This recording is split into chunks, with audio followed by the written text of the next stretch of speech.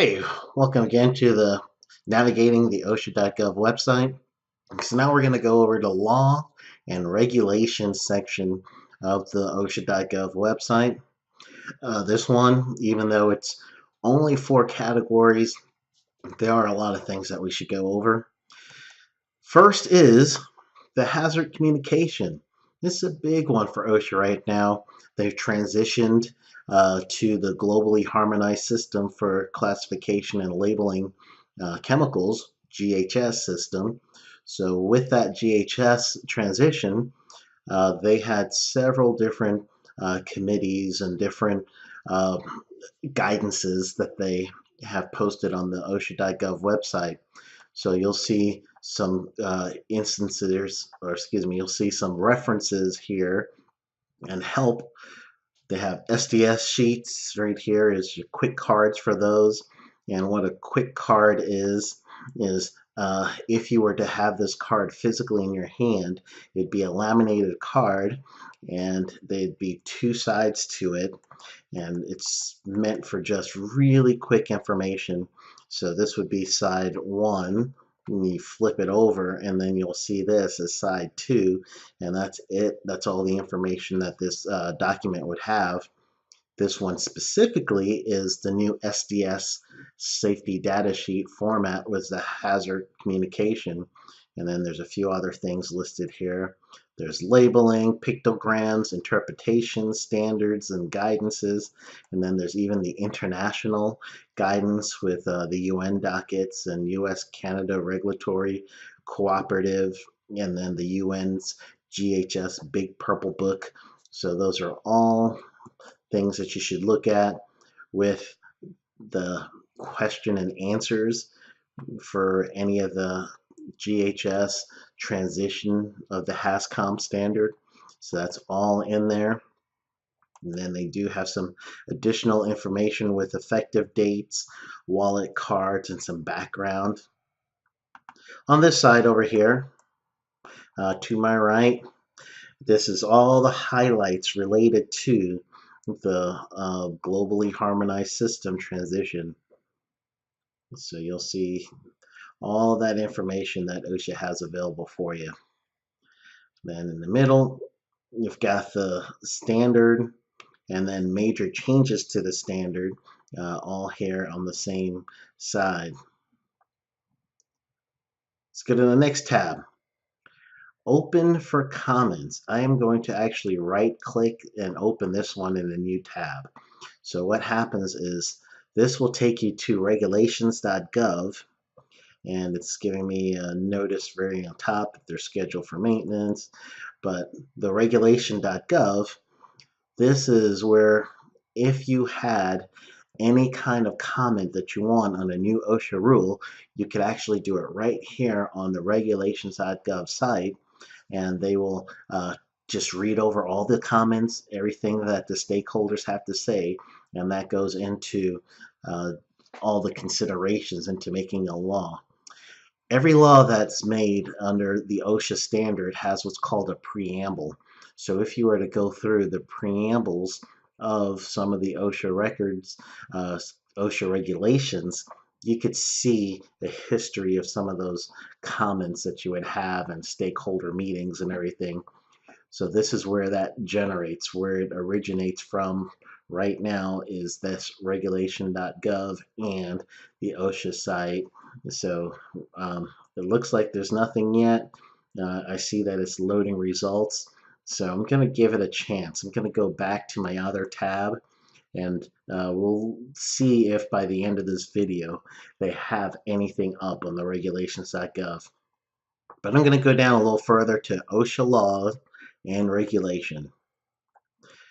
On this is where you'll see general industry, construction, maritime, agriculture, record keeping, state plans. All of these have different headings on this section, and they do have a full table of contents of all the different regulatory, all the regulation for those different sectors. So general industry, construction, maritime, ag, and the record keeping for all of them. Then each state plan has their own enforcement. Uh, State plans must adopt OSHA's rules as minimum guidelines within 6 months of those rules being finalized and posted in the Federal Register. So within that 6 month period, all the state plans have to do at least the OSHA, federal OSHA standards. They could do more, but they have to do at least that within 6 months. So you have some state plan standards here.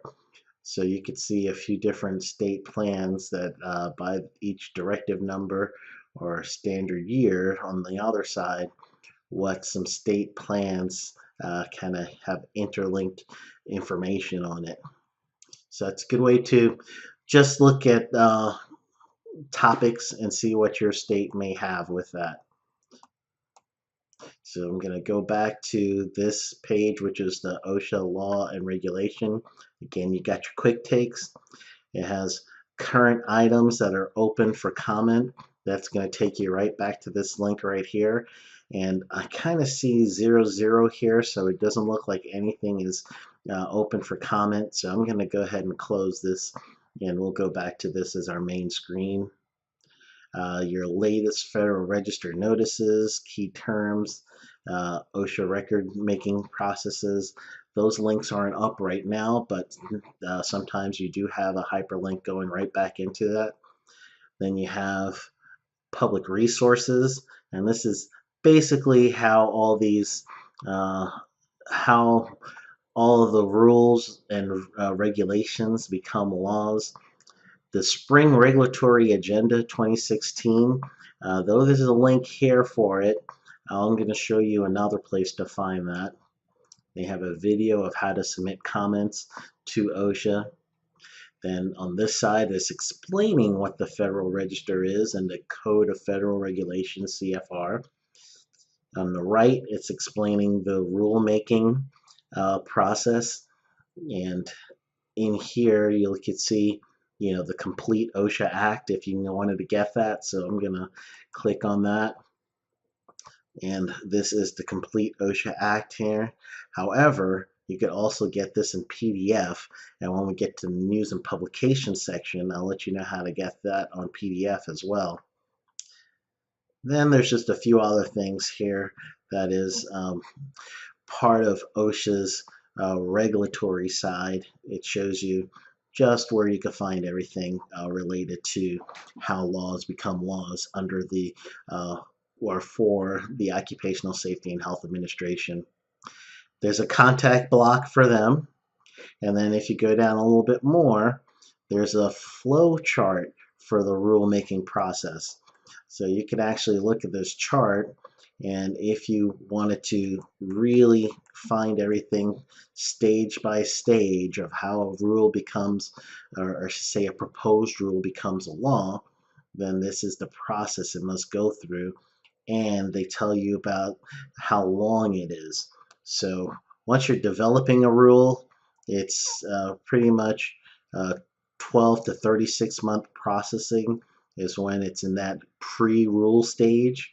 Then once it gets to the stage where the rule now is open for public and it gets into the proposed rule stage, so you're at 2 to 3 months, and then you could also add some more time, up to 2 years, I would say. So you see that right here, stage 4, 6 to 24 months. And then now when you get to the final rule stage, that final rule stage here gets published, and it's, about a year. Typically, there are some final rules that's been there for a long time that's not final yet, but this gives you pretty much the time frame of those 3 stages. So you have a pre-rule, a proposed rule, and final rule. So I'm going to go back, and we're going to look on the very top again. So for laws and regulation, on the very bottom is regulatory agenda. This one's important for you to know. So everything I just went over about the pre-rule, proposed rule, everything, you will find here in the regulatory agenda. So you have a spring agenda, and I believe there's sometimes a fall as well. So here's previous agendas, 2015, It's a spring and fall there. You can go back to previous year. Let's look at 2014, spring and fall. So you got two agendas, spring and fall. So now our current agenda, and this is OSHA's mindset. This is what things will become laws in the future, or they're seeking to become laws. So in the pre-rule stage, you have several things that are working its way towards that process of becoming law. Proposed rule is it's done some vetting, but it's going to have had some more vetting to be done. So you've got several of those things that are in the proposed rule stage, and then you do have some final rules coming in. The one here that I'm going to highlight is the walking and working surfaces.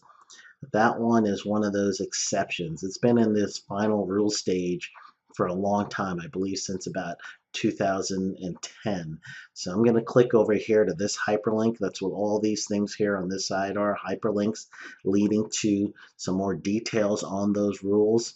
So right here I'm seeing kind of like that history of what's happened with this rule. So it's a portion of this is what you would see if you were to look under the the walking and working surface agenda that made it to this far. So that started in 1990, and here it is saying that the final rule is going to come out in August of 2016. But as the taping right now, it's November 11th, 2016, and it hasn't come out yet. So therefore, it looks like this rule might be a final rule by the end of the year. But they tried to get it out in 2016 in August. But prior to that, they tried to get this out before in 2011. So this rule's had some pushback to it. So this is how you could see what laws are coming in the future. Just every now and then you want to check and see, especially spring and fall, if the new agenda's up. So right now it's not, but there's going to be some changes. A lot of things are in that pre-rule stage that are coming up, and you should be ready for those. So that's law and regulation. Got your hazard communication open for comment period. You have laws and regulations, and then you have the regulatory agenda. So that's really going to give you a good idea of how you could stay compliant with OSHA, and then also what kind of ruling is coming up in the future. So I'd like to thank you again for watching this module. It's a short one, and next we'll come back with data and statistics, one of my favorite modules or favorite things on this OSHA.gov website. Thank you.